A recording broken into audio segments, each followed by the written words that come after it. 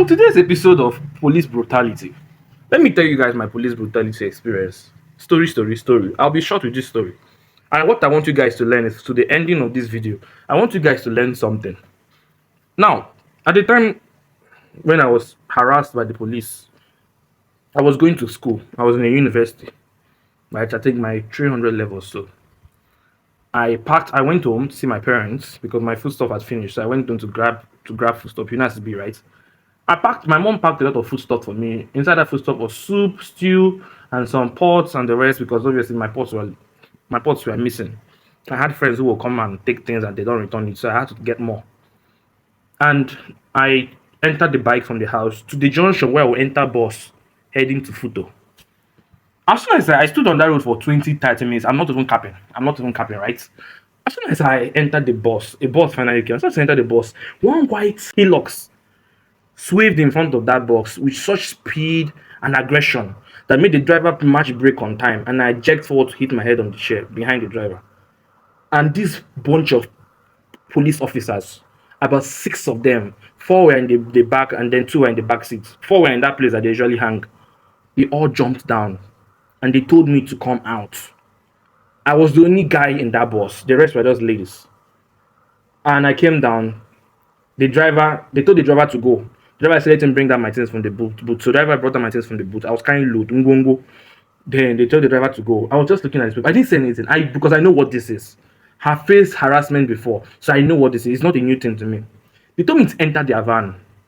I said, I'm not entering your van, officer. What is my crime? One of these guys came close to me. I said, may enter van, they follow me talk. I will deck you. I said, officer, you will not deck anything. This officer looked at me.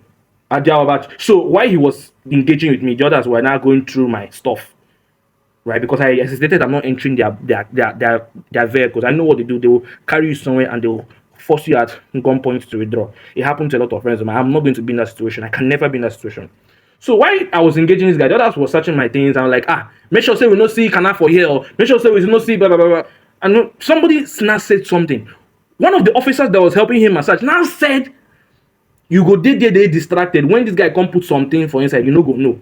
I now responded to him. I said, you will give account of whatever thing you want to plant in that bag, because where I'm coming from, there are 5 CCTV cameras at home. You will tell me how my mother that carefully arranged my food stuff put hard drugs for her son.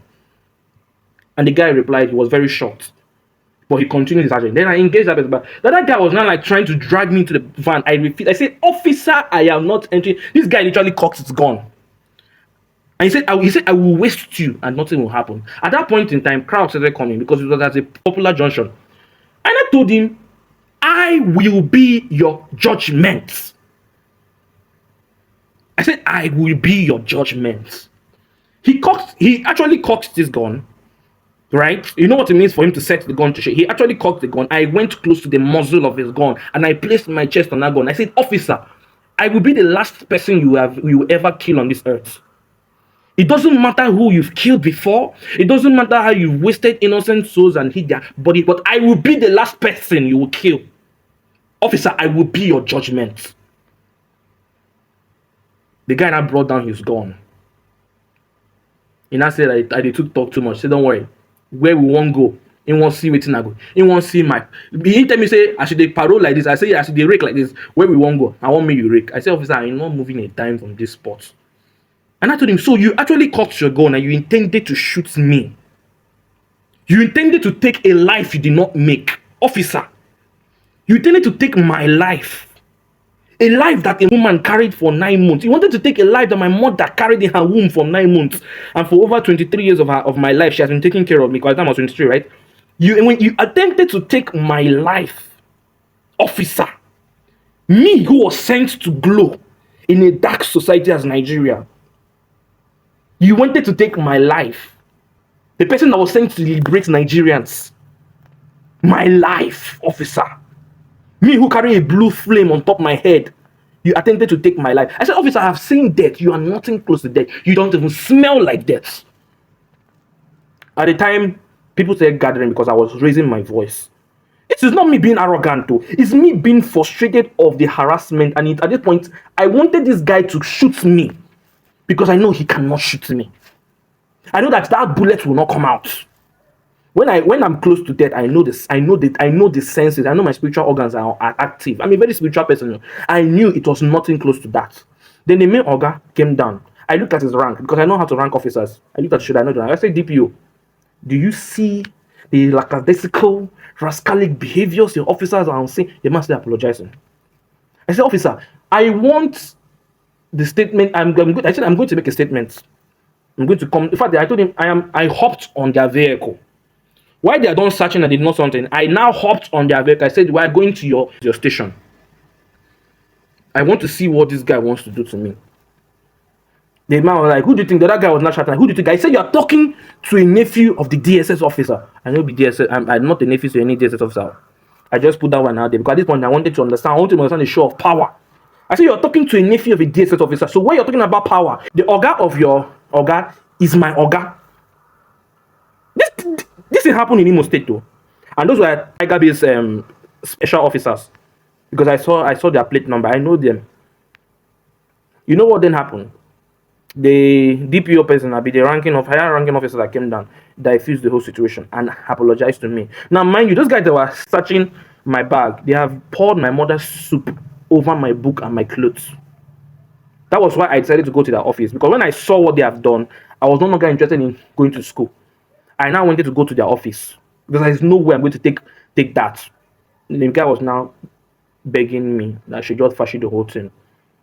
I should not. The guy was actually apologizing. I said, why did you allow your officers? How did these people get to roll into the police force? How? Because I know the PPR of police. I know the guy. I was going to lay a complaint. I've already crammed their plate number. Like, who are these people? Long story short, they left. What is the moral of this story? The moral of this story is to stand your ground. When truth becomes silent, tyranny becomes on the rise. I repeat again, when truth is silent, tyranny becomes on the rise. Evil prevails when truth is silent. We have been so conditioned by Nigeria to be silent in all situations because of the fear of death. Don't talk, they'll kill you. And because of that silence, these people in power that abuse power have become more bolder and bolder by the day. The last 2 months, was it not a month ago we saw they shot somebody in daylight in Delta State?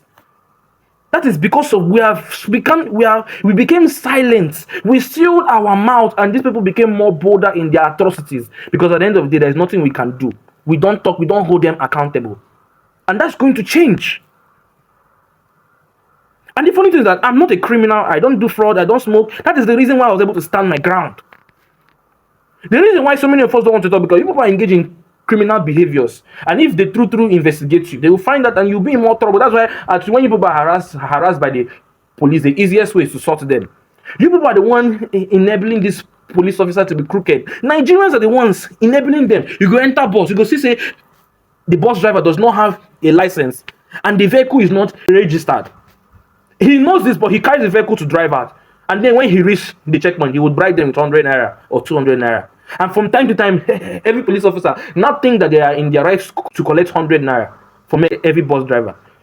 We are the ones enabling these bad behaviors. And by standing my ground, I taught those people a lesson that is not everybody you can oppress. Although I was wise about doing it, I didn't do it in a dark area. I didn't do it at night. I didn't do it in a position where nobody could see me. If you're doing that kind of thing, please be very careful to make sure you're in a crowded area where people can see you. Don't be forming freedom fighter in the night where you're traveling in the night and it's only you that's on that road and it's them. They will literally kill you. We are working with a police force that does not use body camera. Could you imagine that? Every country of the world, their police officer uses body camera, but it's only in Nigeria. Zimbabwe, they use body camera. And Nigeria is richer than Zimbabwe. That should show you how bad it is. The reason why police officers are continuing with their tyranny is because Nigeria does not want to implement body cameras. Because assuming if these people wear body cameras, every of their atrocities will be caught on live videos. They will retract. And the bad egg will be removed from the good egg, because I don't believe that all police officers are bad. It's just the few bad egg that is giving bad name to the good ones. So there is a lesson in all of this. Always stand your ground. If you're innocent, It's not a con. Is you no. It's not in your constitutional rights that because of your youth and you're a young guy and you drive a car, you should be harassed by the police. You own the right to own properties in Nigeria. It's in the constitution. You own the right to own electronics. iPhone is not a crime. Having a laptop in your bag is not a crime.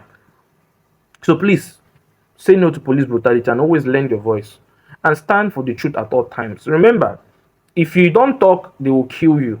If you talk, they will still kill you. So which one do you think is best? It's better to talk and let them kill you than you don't talk, they will still kill you. Do you understand?